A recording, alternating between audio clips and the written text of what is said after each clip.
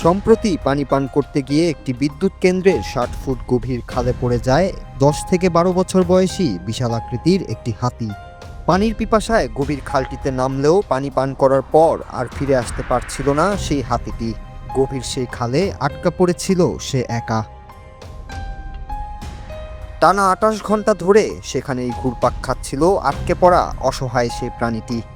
পরে বনকর্মীদের নজরে এলে তারা তাকে উদ্ধারের সিদ্ধান্ত নেন, কিন্তু বিশাল আকৃতির এই প্রাণীটিকে টেনে তোলা তো সহজ কথা নয়।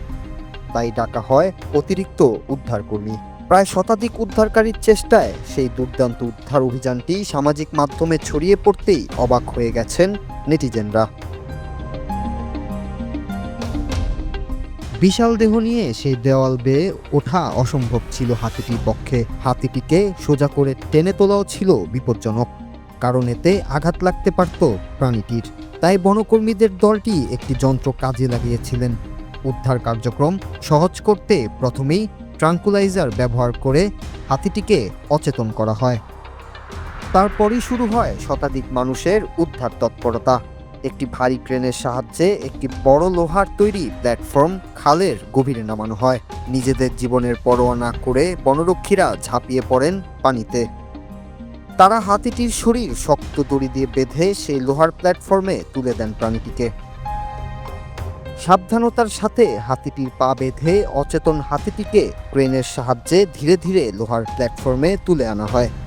এরপর ক্রেনের সাহায্যে প্ল্যাটফর্ম সমেত হাতিটিকে তুলে আনা হয় খালের গভীর থেকে ওপরে।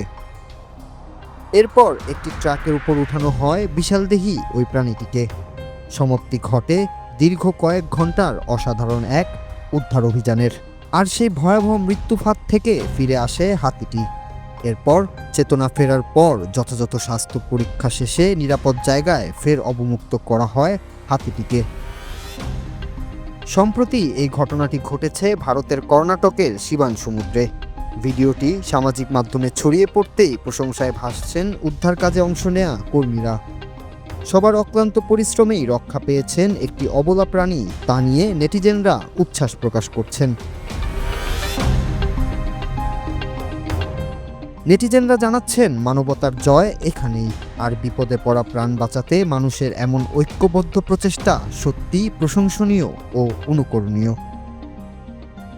নূর Raju, Bangla TV news desk.